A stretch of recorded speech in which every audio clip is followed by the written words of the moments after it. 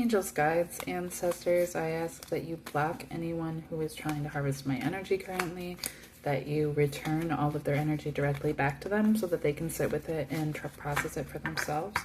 Anybody that's asking anything of me right now, I am not available. So if anyone is trying to push past that simple boundary that I've set, may you return to them their intents and block them from being able to get into my energy field, as I am focused on being able to clear negative energy and get into a good healing space, a clear space, a space of peace, a space of rejuvenation, of rest and rejuvenation, of just genuine creativity, a good space for growth,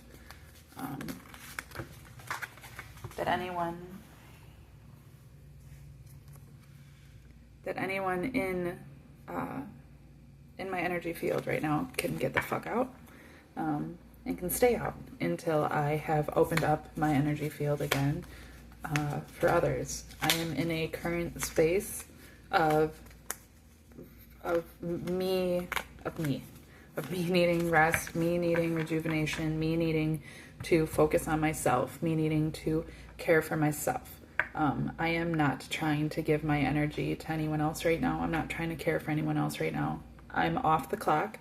So anyone trying to come towards me, any of these energies that are floating around out there, just hoping for a little outlet that they can get in so that they can harvest my energy, please block them and return to them that energy so that they can sit with it and they can feel what it feels like and they can process it for themselves and they can do the work that I've done if they want so badly to be where I'm at.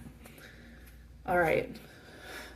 That being said, thank you very much, spirits and guides and ancestors, for this space to be able to engage in myself this way, to engage with the universe this way, to be able to co-create and manifest my reality the way that I need it for myself. And thank you for the capacity to know myself and for the constant signs and reminders of what is necessary in order for me to stay in alignment with that.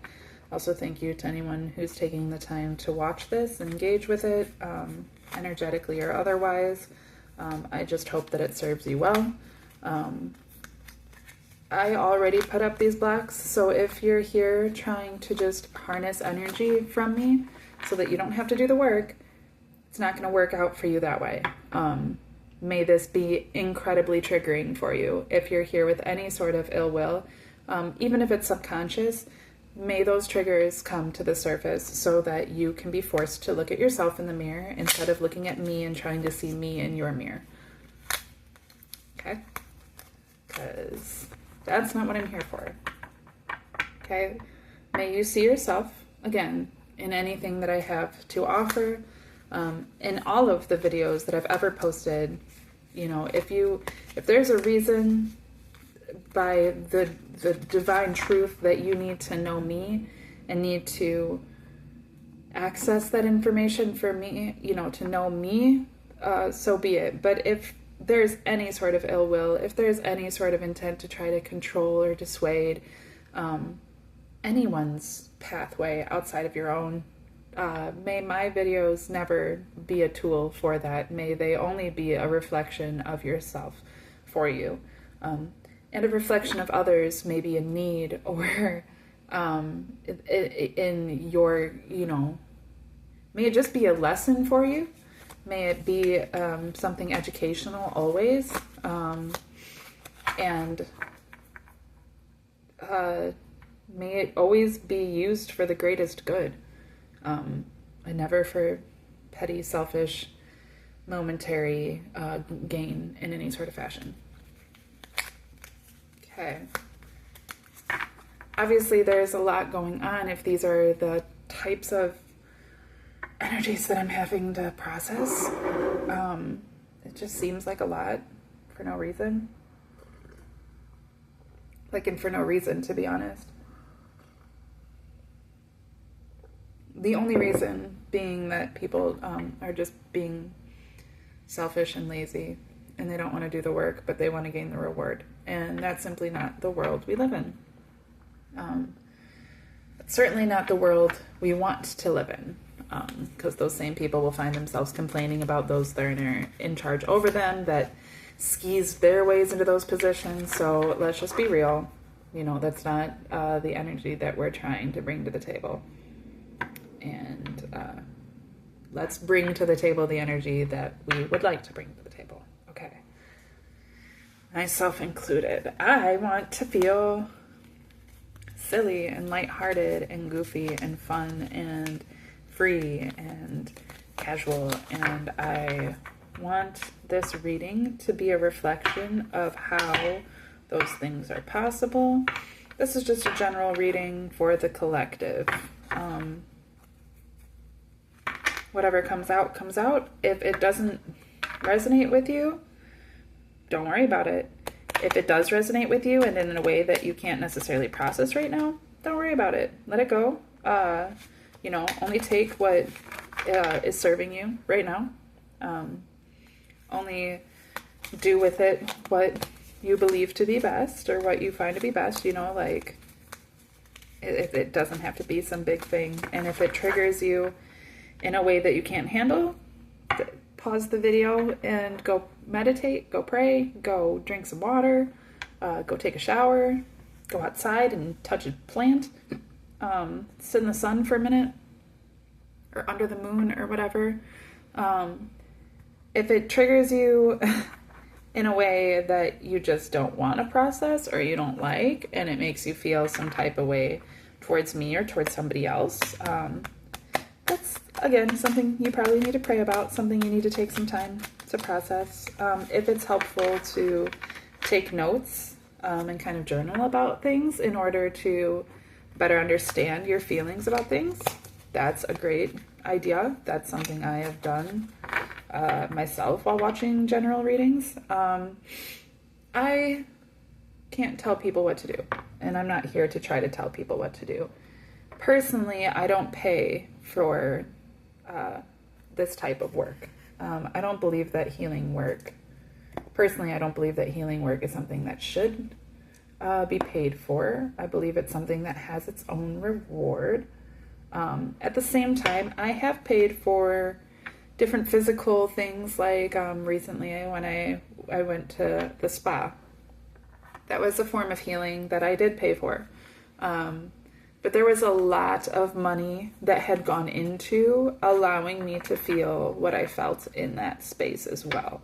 The entire spa was obviously cost a lot of money in order to build and sustain the people working there, and to find good people that worked to be able to offer the types of things that they were offering, the machines that they used and stuff like that, all of the ingredients, all of the products. So I don't think that it's wrong to invest money into things. And if somebody is like, you know, burning candles for you, or burning, you know, different types of incense for you, or those different types of things, I think, you know, and even like, I think it's fine to pay somebody for their time and energy.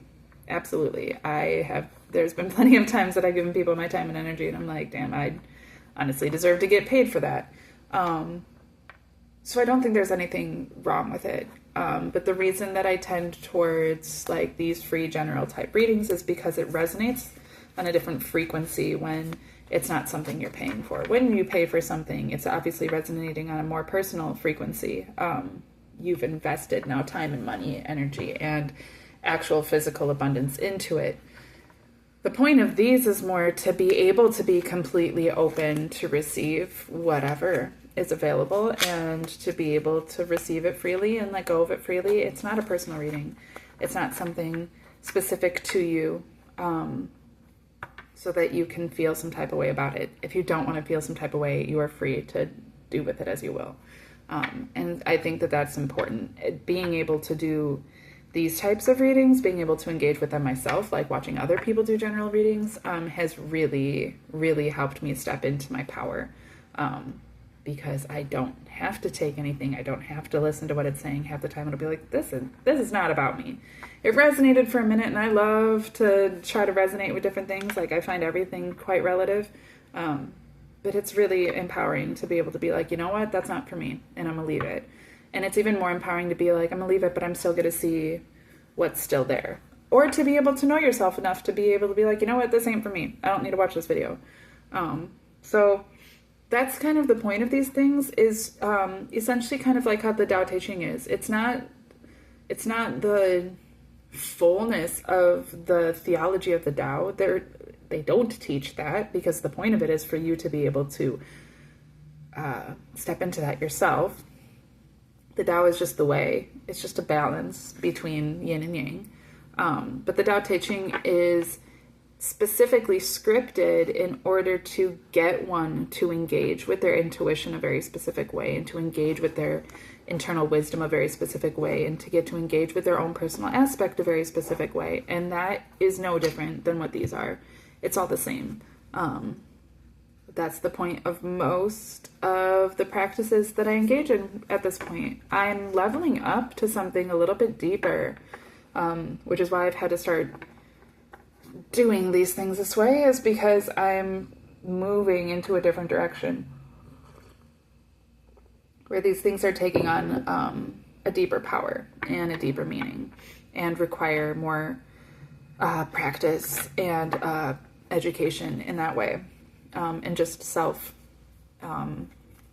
control, or like self responsibility, self sustainability.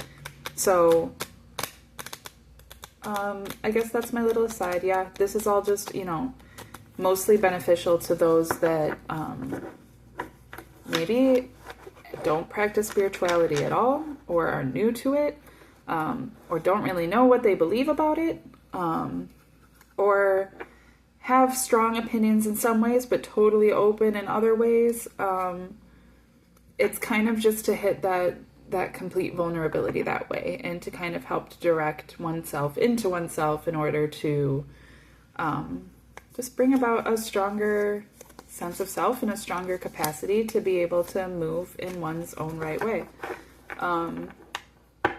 So yeah, that's one thing that's different. Like, I actually had to step away from the Tao for a while, because specifically the Tao Te Ching, the way that it scripts things is often in light of the sage, which is beneficial often, but often actually like a little too defining, right? And like, that's the thing that I need you to keep in mind about these types of things too, if I'm doing a reading, is that like, it's coming straight out of my heart and soul, which I'm not perfect, and there's lots that I'm still actively working through myself and will continue to. So I may say things a certain way that comes across as definitive. In no way is anything that I ever say ever truly definitive. Nothing in reality truly is that way.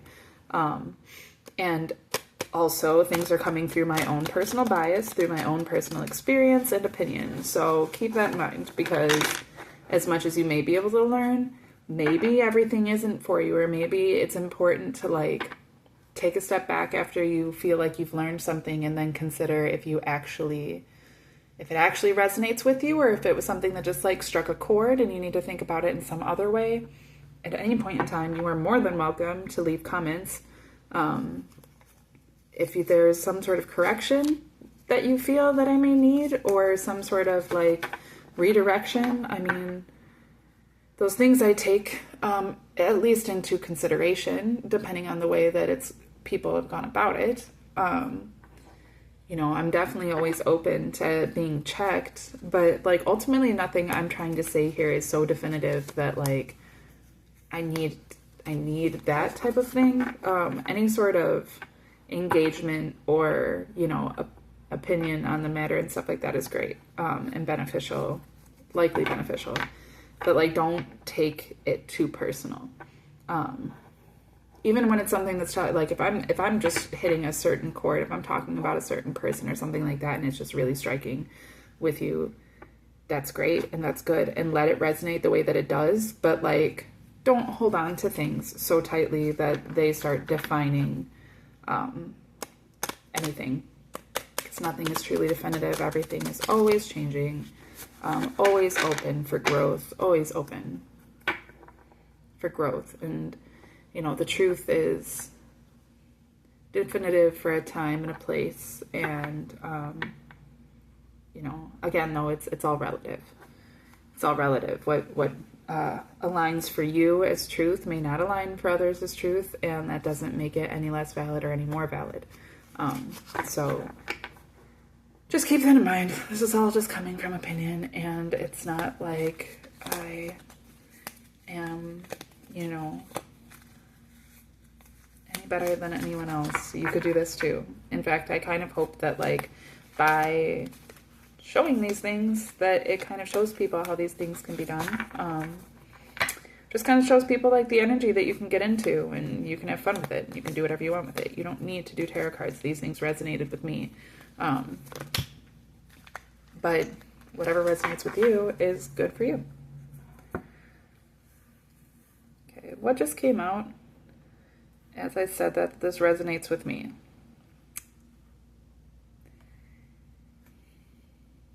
It's the King of Wands in reverse, the Eight of Wands in reverse, and the Three of Wands in reverse. Okay, I'm going to show them to you in the upright just because I'm holding them.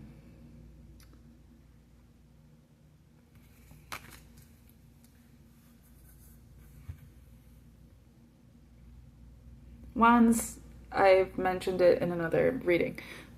I don't expect you to watch every reading. Wands is magic. Wands is energy. Again, not definitive. This is how I read things. But yeah, so wands is energy and magnetic, magical quality.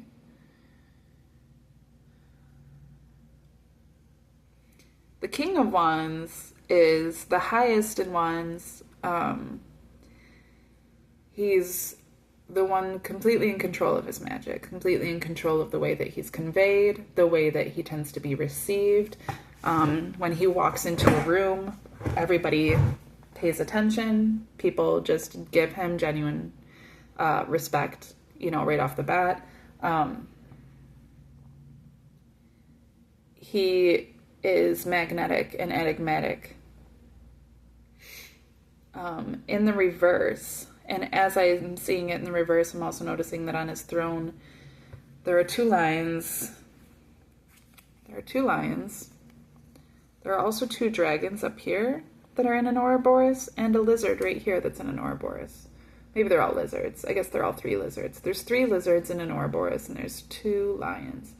There is also a lizard right down here at the foot of his throne. An actual lizard. I love lizards. The Ouroboros always tends to, like, innately resonate with me negatively, and I think that's largely in part because of the way that I was taught about it. I was taught at first of it, like, in the occult aspect by my brother, who viewed it as innately evil, innately satanic. And then I learned about it from a Satanist who viewed it as innately powerful. I can't say positive, but powerful. Potentially positive, but more almost, I mean, he was coming in his dark aspect. So the way that he viewed it was kind of almost like a curse, like in a way that you can curse people by putting them into a cycle, and it's reflective of a karmic cycle. And the more that I've learned about it on my own, and its occult aspect is just that it is reflective of generally a karmic cycle, when it's in the infinity, or when there's two of them eating each other. That's more reflective of an eternal cycle or a cyclical cycle, you know, like a cycle that is repeating on itself. 3 karmic cycles, 2 lions, 3 karmic cycles, King of Wands in reverse, and a lizard.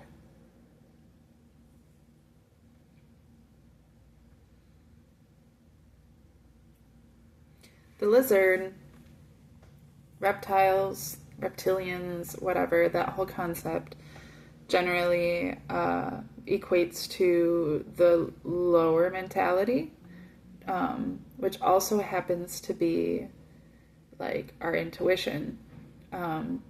It's our most carnal self. It's survival, and the survival mentality, but it's also the initial step of spiritual concept. It is so reptiles have a third eye. They have a sensor in their heads that it's essentially like an eye. It doesn't see. It is sensitive to light, and it's what helps them to receive heat because they are cold-blooded, and it's what helps them to regulate their body temperature. That's the little bit that I know about it.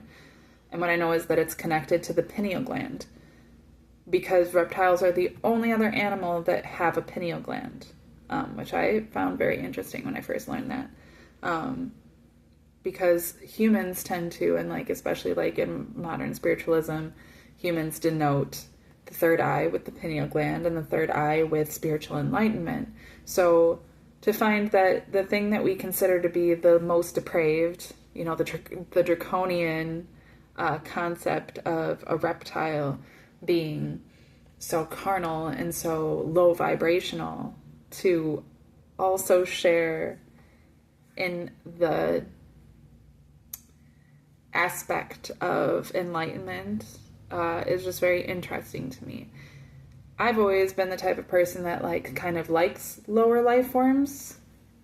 I don't view them as lower that way. I don't. I, in fact, tend to view them even as like potentially greater than, for the fact that we so naturally consider them less than. And like, why are we doing that if not for a defense? And why would we have to defend ourselves against something that isn't a threat? And if it's a threat, then it holds a power that we fear might be greater than our own. So there's something very powerful about a lizard, about a reptile. You know, I've always found that like with like spiders or cockroaches or flies, you know, like bats, snakes, like those salamanders, like those types of animals that like people tend to be like, bleh, and they, you know, like Christians will say like are part of witchcraft and stuff like that. There's history in all of those things, but the way that I tend to see it is kind of separate from all of that. And it's just that there's a power in those things, and there's something sacred about that, and there's something to be honored about those things. This snake eating its own tail makes sense as an Ouroboros, for the fact that when a snake eats itself, one, it's because it's fucking super stressed out, okay? Snakes have been known to try to eat themselves, start eating their own tails. And the issue with that is that once a snake starts swallowing, it just keeps swallowing. That's what its body does in order to digest. It just goes straight through it.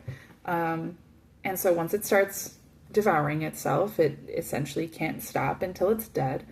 And even then, even if it were to try, because they don't have a gag reflex, they don't have the capacity to regurgitate, and even if you were to try to get them out of their own throats, their scales are backwards. So like when they're eating themselves, it goes down smooth. If you were to try to pull it back out, you're pulling against their scales. So once a snake starts eating itself, it's extremely hard, if not impossible, to get it to stop. That's why it's the symbol for karmic cycles, okay? And for that, you know, you have to complete the cycle. It has to come full circle. You don't get to just stop and turn around and run back from where you came. Where you came from doesn't exist anymore. Now that you've moved into this direction, things have changed. And now this cycle has started, and now you have to go through this cycle in order for it to be completed. And then you will be back at the beginning, but having learned everything you've learned and with the cycle completed. If you don't do that, like I said, you could really fuck things up. You could destroy your entire throat. You could destroy all of your scales. There's metaphors to all of those things. But the fact that it's a lizard is funny to me, because it's not going to get any further than its feet. It's gonna eat its tail, and then it's gonna stop because it can't eat its legs as well. It's not how lizards' mouths work. And a lizard's tail can detach when it's being attacked by a predator. Okay, so the symbol of the Ouroboros, right now, is just resonating as stress. You know, under the snake under stress starts to eat itself. The lizard under stress starts to eat itself. The stress itself is the predator. So if the lizard just loses its own tail, it's just going to have a little bit of a meal. A cannibalistic meal, maybe not the most nutrient. Maybe it's exactly what it needs. There's 3 of them.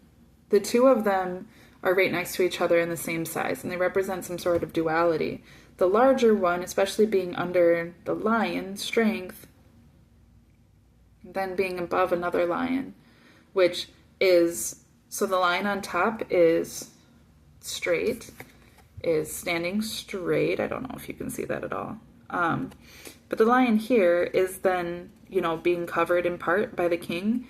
And this one is standing upright and facing inwards. And generally when you see those lions, in those symbols, when you see them that way, they're part of a crest. And if you see one standing in that direction, there's usually something on the other side standing in opposition to it. Usually it's another lion. Sometimes you'll see like a unicorn. And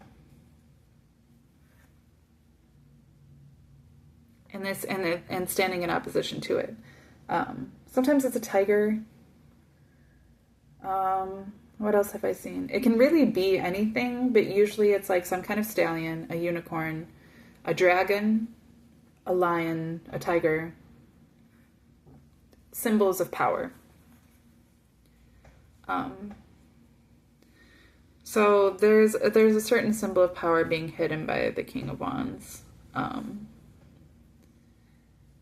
that way. And the more I look at this, funny enough, his cloak here has this design all over it, right? Now you probably won't be able to see in the camera just because it won't focus. You can kind of see a little bit. Those are all lizard Ouroboroses. The entire king is just covered in them. So that's why there's so many of them on the throne to begin with, okay? And I've been hyper-fixating on it. Like, that's like the symbol. It's literally all over this card. I didn't even realize. And then there's this one lizard down at his feet.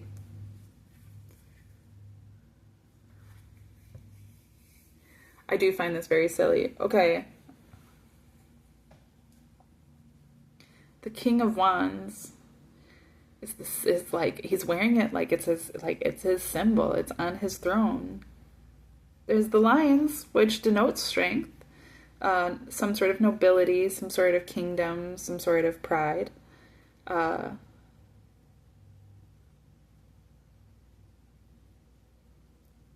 then the lizard right under it, like right dead in center.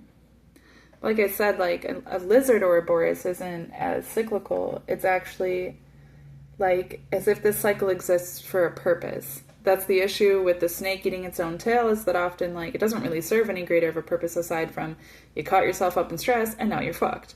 And that's why they tend to symbolize like a negative cycle, right? But the lizard Ouroboros actually has like a pleasant feeling to it. It kind of looks even more aesthetically pleasing that way. Like it like has like a fun feeling to it. Because I feel like I've seen that sort of image, like I'm thinking of like those like Jamaican art where you have like just the figures, or like the kind of like Australian native art. Like, yeah, it has like a native feel to it, like a tribal feeling, tribal. And that there's, you know, these cycles are for a reason. And oh shit, sorry. I just noticed that this plant is